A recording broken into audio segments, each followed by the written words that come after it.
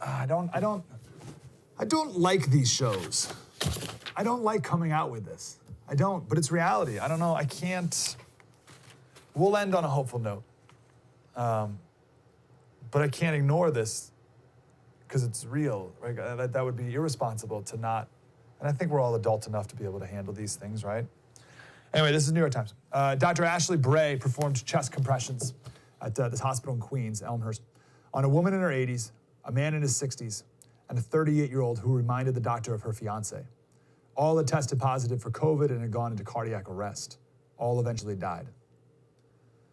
So it's a hospital in Queens. They have 545 beds, and they're transferring patients who don't have COVID out to other hospitals so that they can turn it into almost a exclusively COVID hospital. They have a couple dozen ventilators, that's it.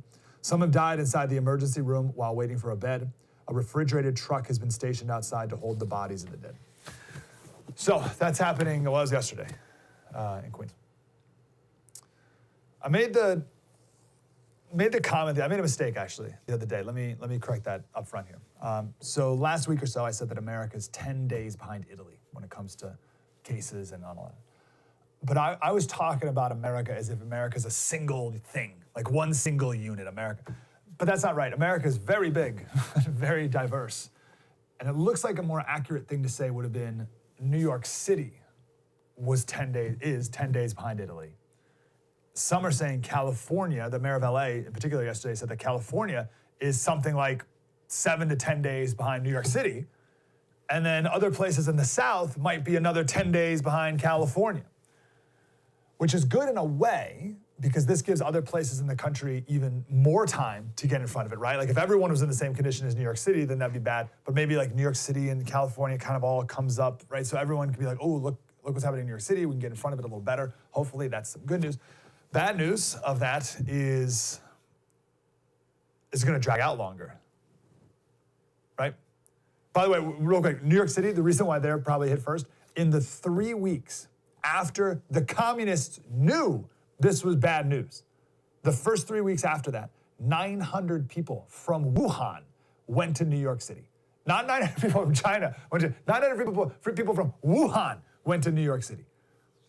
2,200 people from Wuhan went to Sydney. New York Times did an amazing story where they tracked where individual people went all around the world based off of cell phone data, which is a little bit of something we talked about yesterday too, but cell phone data. So they knew that 2,200 people went to Sydney in just the 3 weeks after the Chinese knew this was a problem. And then 15,000 people went to Bangkok, which is why they had the first case outside of China. The people from Wuhan went in just the first month and a half, right? Month and a half or so, maybe like 5 weeks even.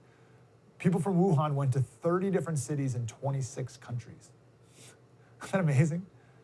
And the communists, in their delay, I could argue, not going to here, but one could argue intentional delay, knowing that if this was going to hurt them and put them at a disadvantage, they didn't want to be the only ones at a disadvantage. It's maybe a little too conspiratorial for me, but not enough. It's not quite enough. It's not too, it's almost too conspiratorial for me, but not quite.